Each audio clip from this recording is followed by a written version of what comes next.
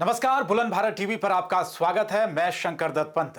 NEET UG परीक्षा को लेकर देश भर में हंगामा मचा है। मामला सड़क से लेकर सुप्रीम कोर्ट पहुंच गया है, क्योंकि नीट को लेकर सुप्रीम कोर्ट में करीब दर्जन भर याचिकाएं दायर की गई हैं। अब इस मामले की सीबीआई या एसआईटी की निगरानी में जांच कराने की मांग की जा रही है।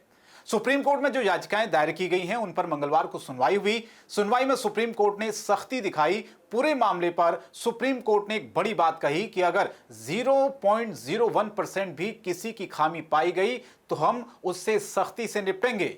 सुप्रीम कोर्ट ने एनटीए यानी कि नेशनल टेस्टिंग एजेंसी और केंद्र सरकार को नोटिस जारी किया है और मामले पर जवाब मांगा है। कोर्ट ने एनटीए से भी छात्रों की शिकायत को नजरअंदाज न करने को कहा है। कोर्ट ने एनटीए को 2 हफ्ते के अंदर अपना जवाब दाखिल करने को कहा है। आपको बता दें कि इस मामले पर सबसे पहली याचिका 1 जून को नीट उम्मीदवार शिवांगी मिश्रा के साथ 9 और याचिका दायर की गई थी और इसे दाखिल किया आईटीआई एक्टिविस्ट डॉक्टर विवेक पांडे ने। याचिका में कथित पेपर लीक के आधार पर पुराने परीक्षा परिणाम को रद्द कर नए सिरे से परीक्षा कराने की मांग की गई। इसके अलावा कोचिंग संस्थान फिजिक्स वाला के संस्थापक अलख पांडे ने एक और जनहित याचिका दायर की। कोर्ट ने दोनों याचिकाओं को पिछली याचिकाओं के साथ ही जोड़ा।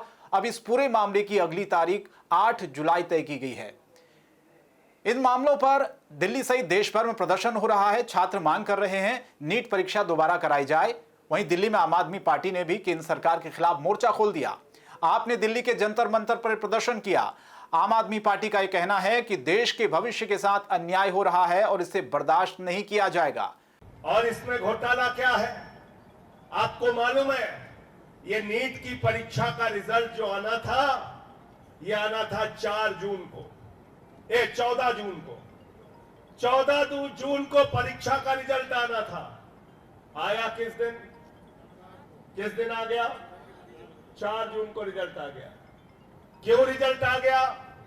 क्योंकि ये मीडिया वाले सारे ये लगे रहेंगे, हाँ जी मोदी जी इतने सीट आ गई, ये इतने जीत गए, प्रधानमंत्री बन गए, सुपर प्रधानमंत्री बन गए, ये जीत गए, ये जीत गए, ये जीत गए।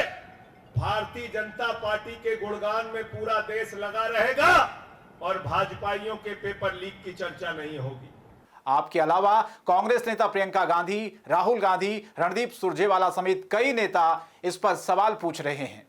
अब आपको बताते हैं कि आखिर इस मामले की शुरुआत कहां से हुई। दरअसल 5 मई को नीट की परीक्षा का एग्जाम हुआ और 4 जून को एनटीए ने रिजल्ट जारी किया। नीट परीक्षा देश भर के 571 शहरों में 4750 सेंटर्स पर आयोजित की गई। परीक्षा में 24 लाख से ज्यादा उम्मीदवार शामिल हुए।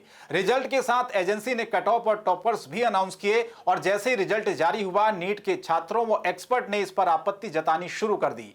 इसके बाद मामले ने तूल पकड़ लिया और देश भर में हंगामा शुरू हो गया। कई छात्रों का आरोप था कि एनटीए ने नीट टॉपरों की जो मेरिट लिस्ट जारी की है, उसमें 8 छात्रों के रोल नंबर एक ही सीरीज के हैं और 8 में से 6 स्टूडेंट को 720 में से 720 अंक मिले हैं, जबकि बाकी 2 में से एक को 718 और एक को 719 मार्क्स मिले हैं। इसके बाद छात्रों और एग्जाम एक्सपर्ट ने नीट की पारदर्शिता पर संदेह जता दिया। छात्रों ने एक और तर्क दिया। उनका कहना है कि नीट का पेपर 720 नंबर का होता है, हर सवाल 4 नंबर का होता है और गलत आंसर पर 1 मार्क्स की नेगेटिव मार्किंग होती है। ऐसे में 718, 719 मार्क्स लाना पॉसिबल ही नहीं है। खैर, इस पूरे विवाद पर एनटीए भी लगातार अपनी सफाई दे रहा है और पेपर लीक की बात से इनकार कर रहा है। लेकिन मामला अब जब देश की सबसे बड़ी अदालत में पहुंच चुका है, यानी सड़क से शुरू हुआ मामला सुप्रीम कोर्ट पहुंचा। सुप्रीम कोर्ट में बहुत सी याचिकाओं में पेपर रद्द कर फिर से परीक्षा कराने की मांग की जा रही है। लेकिन सुनवाई के दौरान अब इस पूरे मामले की जो तारीख है वो 8 जुलाई तय की गई है। अब यह देखना होगा कि 8 जुलाई को इस पूरे मामले पर कोर्ट का क्या रुख रहता है। इस वीडियो पर आपकी क्या राय, कमेंट बॉक्स में जरूर बताएं। ऐसी अन्य खबरों से अपडेट बने रहने के लिए बने रहे हमारे साथ, क्योंकि हमें बुलंद भारत टीवी ताकत आपकी।